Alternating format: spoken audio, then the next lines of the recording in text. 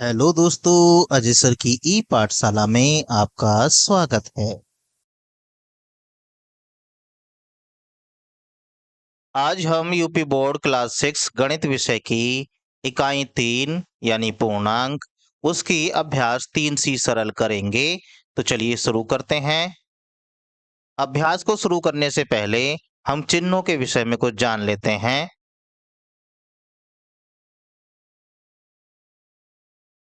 अगर हमें दो संख्याएं दे रखी हैं जिन दोनों संख्याओं के चिन्ह एक जैसे हैं, चाहे वो प्लस के हों चाहे वो माइनस के हों, जब उन चिन्हों की गुणा की जाती है तो ध्यान रखिएगा हमेशा प्लस का चिन्ह ही आएगा। चाहे दोनों चिन्ह माइनस में क्यों ना दिए गए हों, उनकी गुणा करने पर चिन्ह हमेशा प्लस के ही आएंगे। और अगर दो संख्याएं हमें दे रखी हैं जिनके चिन्ह अलग अलग हैं, तो गुणा करने पर चिन्ह हमेशा माइनस का ही आएगा। इस बात से कोई फर्क नहीं पड़ेगा कि माइनस की संख्या पहले नंबर पे है या दूसरे नंबर पे है। इन चार चिन्हों को विशेषकर ध्यान रखिएगा। इन्हें याद करने का तरीका है कि दोनों चिन्ह अगर एक जैसे हैं तो प्लस आएगा, दोनों चिन्ह अगर अलग अलग हैं तो हमेशा माइनस ही आएगा। उसके बाद हम जान लेते हैं पूर्ववर्ती संख्याओं के बारे में। पूर्ववर्ती संख्याएं हमने अभ्यास 1 में भी पढ़ी थी। पूर्ववर्ती संख्याओं में होता क्या है, जो संख्या हमें दी जाती है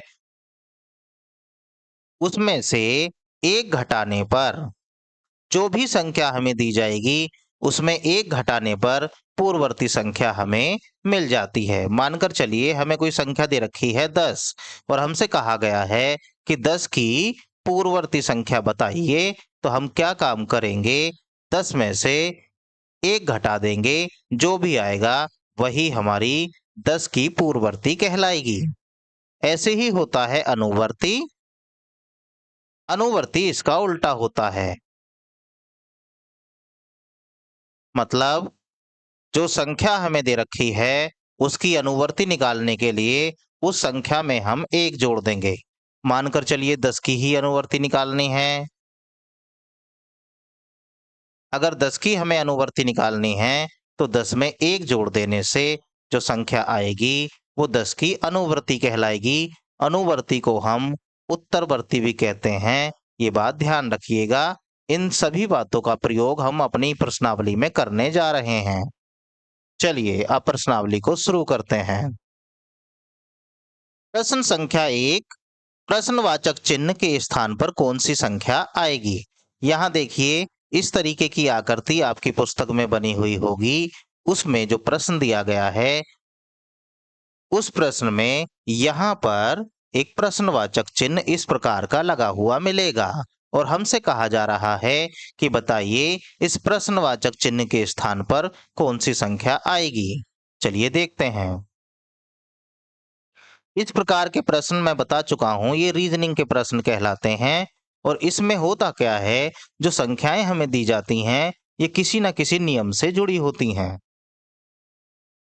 मतलब इनमें कोई ना कोई नियम लगा होता है। जैसे यहाँ पर आया है 9 और 9 के बाद आया है 12, तो 9 को 12 बनाने के लिए हमें क्या करना होगा, इसमें 3 जोड़ना होगा। ठीक है। अब यहाँ है 12, 12 से बना 18, तो 12 से 18 बनाने के लिए इसमें कितना जोड़ना होगा, 6। मतलब 12 में जब 6 जुड़ेगा तब बनेगा 18। अब आगे आइए, 18 में कितना जोड़ने पर 30 बनेगा, तो ये होता है 12, यानी कि यहाँ 12 जोड़ना पड़ेगा तब जाकर ये 30 बनेगा। अब आप इस नियम को ध्यान से देखिए। पहले हम 3 जोड़े, फिर दूसरे नंबर पे 6 जोड़े, फिर तीसरे नंबर पे हमने 12 जोड़े। अब इसमें देखिए क्या संबंध बन रहा है। 3 के बाद 6 जोड़ा, यानी कि जितनी ये संख्या है उसका 2 गुना जोड़ा। अब 6 के बाद 12 जोड़ा, मतलब जितना यहाँ पे जोड़ा है उसका 2 गुना अगली संख्या में जोड़ा। यहाँ पर 9 में जोड़ा 3 तो बना 12। अब 3 का दुगुना 12 में जोड़ दिया, यानी कि 6 जोड़ दिया तो बना 18। अब 6 का दोगुना 18 में जोड़ा तो बन गया 30। अब 12 का दोगुना हम आगे जोड़ेंगे। 12 का दोगुना होता है 24। 12 का 2 गुना हो जाएगा 24। मतलब यहाँ जो संख्या है इसमें 24 जोड़ दिया जाए। कुल मिला के 30 में 24 जोड़ दिया जाए। 30 में 24 जुड़ते ही हो जाएगा 54, यानी कि 54 इस खाली स्थान में आएगा। अब आगे देखते हैं क्या ये नियम आगे भी चल रहा है। अब यहाँ पर 24 आया था हमने, 24 का 2 गुना, 24 का 2 गुना होता है 48। मतलब 54 में 48 जोड़ दिया जाए तो क्या 102 आएगा। देखते हैं 54 में 48 जोड़कर, 8 और 4 12 का 2 हासिल लग जाएगा आपका 1, और 5 और 1 हासिल वाला 6 और 4 10, 102। और 102 तो हमें दिया हुआ ही है। इसका मतलब जो नियम हम सोच रहे थे वो बिल्कुल सही है। तो इस प्रश्नवाचक चिन्ह की जगह पर आएगा 54। ये हमारा आंसर हुआ। प्रश्न संख्या 2 देखते हैं। प्रश्न संख्या 2 हमारे सामने है। कह रहे हैं प्रत्येक पूर्णांक का पूर्ववर्ती ज्ञात कीजिए। मतलब जो पूर्णांक हमें दे रखे हैं इनका पूर्ववर्ती निकालना है। मैंने आपको अभी बताया था कि किसी भी संख्या का पूर्ववर्ती निकालना है तो उसमें से एक घटा देते हैं। अब हमें 6 का पूर्ववर्ती निकालना है तो लिखेंगे 6 का पूर्ववर्ती।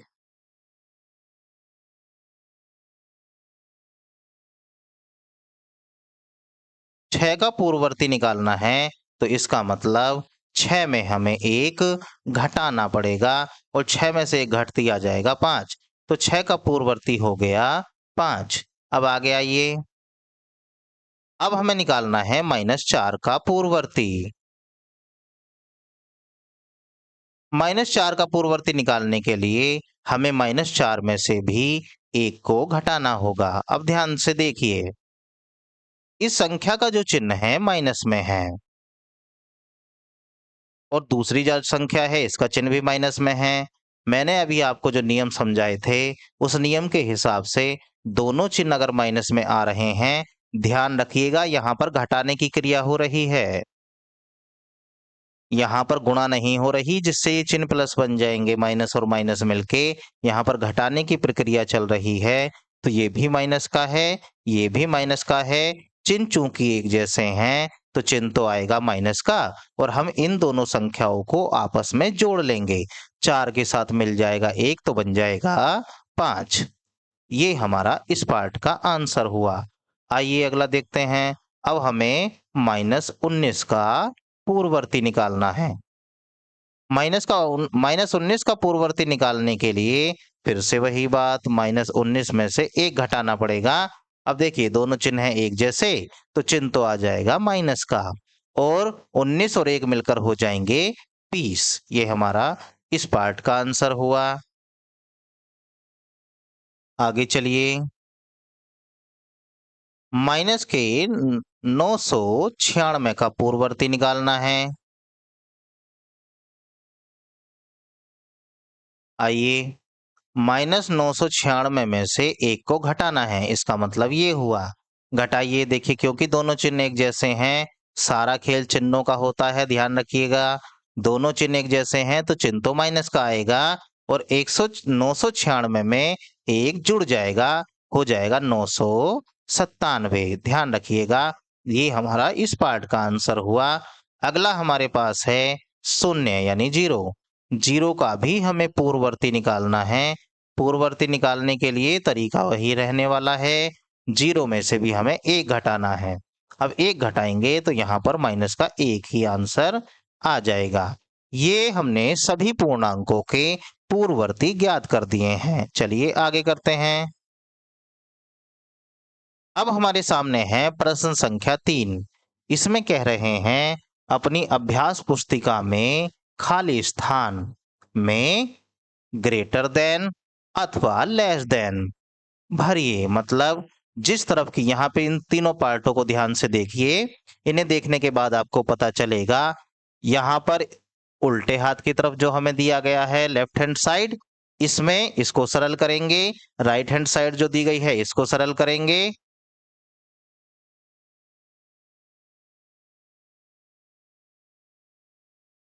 राइट हैंड साइड में जो दिया गया है इसको भी सरल करेंगे और सरल करने के बाद ही हम बता पाएंगे कि किस तरफ की संख्या बड़ी है और किस तरफ की संख्या छोटी है। उसके बाद ही हम इन चिन्हों का यहाँ पर प्रयोग कर पाएंगे। तो चलिए शुरू करते हैं। सबसे पहले पार्ट कै भी सरल करते हैं। लेफ्ट हैंड साइड में हमें दिया गया है, इनको मैं नीचे की तरफ सरल कर रहा हूं। कै पार्ट, के पार्ट में लेफ्ट हैंड साइड में हमें दिया गया है -3 और प्लस, फिर ब्रैकेट में -6। पहले इसी को सरल करते हैं। देखिए, जब दो चिन्ह एक साथ आ जाते हैं तो समझ लीजिए कि उन दोनों चिन्हों की आपस में होनी है गुणा। और ये प्लस है, ये माइनस है। प्लस और माइनस की आपस में गुणा करने से हमेशा माइनस का चिन्ह ही आता है, तो इसका मतलब ये चिन्ह माइनस का हो जाएगा। -3 और -6, अब इन दोनों को जोड़ना है। जोड़ने का मतलब चिन्ह दोनों के एक जैसे हैं तो चिन्ह तो माइनस का ही आएगा। और 3 और 6 मिलके हो जाएंगे 9। मतलब लेफ्ट हैंड साइड पर जो हमें दिया गया है ये है -9। अब आइए राइट हैंड साइड को देखते हैं। राइट हैंड साइड में दिया गया है -3, फिर माइनस लगा है, फिर ब्रैकेट -6। ये हमें यहां दिया गया है। आइए इसे भी सरल करते हैं। -3, अब देखिए ब्रैकेट के बाहर माइनस का चिन्ह है, ब्रैकेट के अंदर भी माइनस का चिन्ह है। इसका मतलब इन चिन्हों की पहले हमें करनी है गुणा। अब गुणा करने का मैंने तरीका बताया, अगर दोनों चिन्ह एक जैसे हैं तो चिन्ह बन जाता है प्लस का। ध्यान रखिएगा, दोनों चिन्ह एक जैसे तो चिन्ह बन जाएगा गुणा करने पर प्लस का। तो हमारे सामने आया +6। अब इस संख्या को देखिए, ये है माइनस की और इसे देखिए ये है प्लस की। अगर दोनों चिन्ह एक जैसे होते तो हम इन्हें जोड़ लेते और चिन्ह वही लगा देते। क्योंकि दोनों चिन्ह अलग हैं तो ये संख्याएं घटेंगी। घटाने के लिए बड़ी संख्या में से छोटी संख्या घटाइए और चिन्ह बड़ी संख्या का लगाइए। बड़ी संख्या है 6, तो इसका मतलब चिन्ह तो आएगा प्लस का। 6 के साथ प्लस का चिन्ह है। और जब 6 में से 3 को घटाएंगे तो बचेगा 3। तो देखिए राइट हैंड साइड को जो हमने सरल किया था वहां पे आया है +3 और लेफ्ट हैंड साइड को सरल किया है तो वहां पे आएगा -9। अब ये बात ध्यान रखिएगा, माइनस वाली संख्या देखने में कितनी भी बड़ी हो वो प्लस वाली संख्या से हमेशा छोटी ही रहेगी। इसका मतलब होता है कि ये जो संख्या हमें दी गई है, ये वाली संख्या लेफ्ट हैंड पे दी गई संख्या से बड़ी है, तो हम इसमें इस तरफ को चिन्ह लगा देंगे। आइए ख खंड सरल करते हैं। ख में हमें दिया गया है -21 ब्रैकेट, फिर माइनस ब्रैकेट के अंदर -21। पहले इसी को सरल करते हैं। यहाँ होगा -21। अब देखिए दो चिन्ह आ गए हैं, दो चिन्हों को आपस में गुणा करेंगे क्योंकि दोनों चिन्ह एक जैसे हैं, तो गुणा करने पर आएगा माइनस और माइनस की आपस में गुणा करने पर बन जाएगा प्लस, तो ये हो जाएगा +21। दोनों चिन्ह एक जैसे हैं तो इसलिए माइनस और माइनस की गुणा होने पर प्लस बनेगा, ध्यान रखिएगा। अब एक चिन्ह है प्लस में, एक चिन्ह है माइनस में, इसका मतलब चिन्ह तो दोनों अलग हैं। तो अब हम यहाँ पर इनको आपस में घटाएंगे, तो 21 में से 21 घटाएंगे, बन जाएगा 0। मतलब हमने लेफ्ट हैंड साइड को सरल किया है, ये वाला हिस्सा सरल किया है, तो हमारा आया है 0। अब हम राइट हैंड साइड सरल करते हैं। वो हमारे सामने है -21, फिर प्लस का चिन्ह लगा है, फिर -21। आइए इसे भी सरल करते हैं। -21, यहाँ देखिए ये प्लस है ये माइनस है, प्लस और माइनस दोनों चिन्हों की गुणा करेंगे, क्योंकि चिन्ह दोनों अलग अलग हैं तो चिन्ह आ जाएगा माइनस का, हो गया 21। अब इन चिन्हों को देखिए, दोनों चिन्ह है माइनस के तो चिन्ह तो आएगा यहाँ माइनस का, और 21 को जोड़कर 42 बना लेंगे। अब ये है माइनस के 42 और ये है 0। 0 का तो कोई चिन्ह होता नहीं है। ध्यान रखिएगा, 0 जो है वो माइनस वाली संख्या से हमेशा बड़ी ही होती है। इस हिसाब से देखें तो हमारा इस तरफ वाली संख्या बड़ी है। चलिए तीसरा पार्ट सरल करते हैं। तीसरा पार्ट में हमें दिया गया है -27, फिर माइनस ब्रैकेट, फिर +27। करिए इसे भी सरल। -27 तो ये हो गया, और ये प्लस और ये माइनस दोनों चिन्ह हैं अलग अलग, तो गुणा करने पर आएगा -27। अब दोनों चिन्ह है माइनस के तो चिन्ह तो आएगा माइनस का। अब दोनों संख्या को आपस में जोड़कर लिखिए जितना भी आता है, ये आएगा 54। ध्यान रखिएगा गुणा कर यहाँ पर होती है गुणा, क्योंकि दो चिन्ह एक साथ आ गए हैं, और यहाँ पर चिन्हों के बाद में संख्याएं आई हुई हैं, तो यहाँ पर जोड़ना या घटाने का प्रोसेस हम देखते हैं। आइए इसका दूसरा पार्ट सरल करते हैं।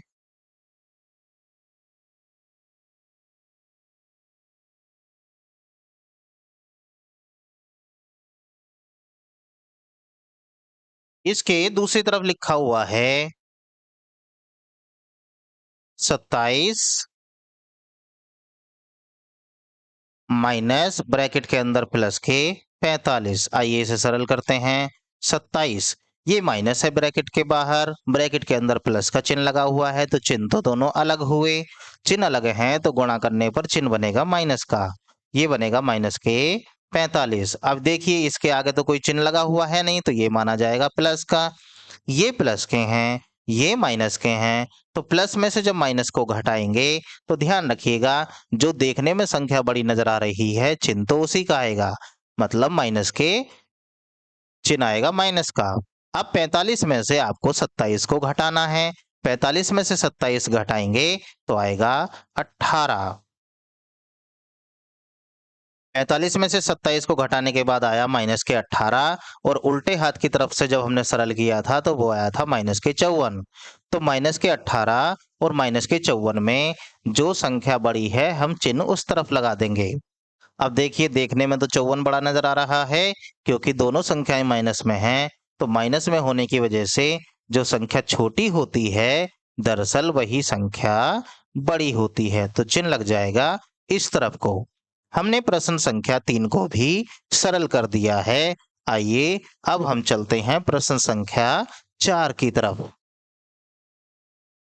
प्रश्न संख्या 4 में कहा गया है खाली जगह भरिए, मतलब यहाँ पर हमें एक प्रश्न दिया गया है, इस प्रश्न में एक जगह इन्होंने खाली छोड़ी है, तो हमसे कहा गया है इस खाली जगह को भरिए। खाली जगह को भरने के लिए हमें 4 विकल्प दिए गए हैं, इन चारों विकल्पों में से कोई सा एक विकल्प सही है वही हमें यहाँ पर भरना है। ये फिर से रीजनिंग का प्रश्न आ गया है। ऐसे प्रश्नों को देखने के लिए इनके बीच में जो संख्याएं दी जाती हैं कोई ना कोई नियम जरूर लगा होता है। आइए पहचानने की कोशिश करते हैं यहाँ कौन सा नियम लगा हुआ है।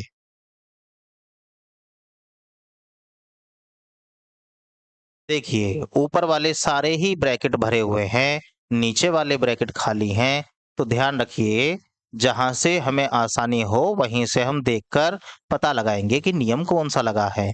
इधर से संख्या घटती हुई जा रही है, मतलब 13 में से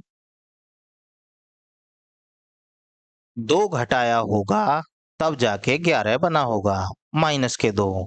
ऐसे ही 11 में से 2 घटाया होगा तब बना होगा माइनस के, तब बना होगा ये 9। अब 9 में से 2 घटाया होगा तब बना होगा 7। ये तो हम उल्टे हाथ से सीधे हाथ की तरफ देख रहे हैं। हम ऐसे भी कह सकते हैं कि 7 में जब 2 जोड़ा होगा तब बना होगा 9। 9 में जब 2 जोड़ा होगा तब बना होगा 11। अब इस 11 में 2 जोड़ा होगा तब बना होगा 13। तो आप किसी भी तरीके से नियम को लगाकर देख सकते हैं। आइए यहाँ पर तो 2 जब हम सीधे हाथ से उल्टे हाथ की तरफ चलेंगे तब 2 जोड़ते हुए जा रहे हैं, और जब उल्टे हाथ से सीधे हाथ की तरफ चलेंगे तब 2 घटाते जा रहे हैं। क्या वही नियम नीचे लगेगा? यहां से इधर आए तो यहाँ पर आया 20 जोड़ा। अब यहां से आगे जाएंगे तो यहाँ भी 20 जोड़ना चाहिए, क्योंकि जैसे ऊपर 2-2 घटाया गया, अगर यहाँ पे 20 जोड़ा गया तो 20-20 का ही अंतर होना चाहिए, और जितना यहाँ पे आएगा उसमें भी 20 जोड़ देने से ये अगली वाली संख्या आ जानी चाहिए। देखिए अब हम 27 में 20 जोड़कर चेक करते हैं कि क्या 27 में 20 जोड़ने पर जो संख्या आएगी वो आएगा 7-4, यानी कि 47। क्या 47 में यहाँ पे अगर मानो 47 आ जाता है तो 47 में 20 जोड़ने पर क्या अगला 67 आ रहा है? आइए 20 जोड़कर देखिए, तो यहाँ पर 7 में 0 जोड़ेंगे तो आएगा 7, और 4 में 2 जोड़ेंगे तो आएगा 6। हाँ जी बिल्कुल 67 आ रहा है। इसका मतलब यहाँ पर इस खाली स्थान में 47 आएगा, जो हमारा विकल्प नंबर 3 है। इस प्रश्नावली के शेष बचे प्रश्नों को हम अगली वीडियो में सरल करेंगे। वीडियो को देखने के लिए आपका धन्यवाद। Thanks for watching.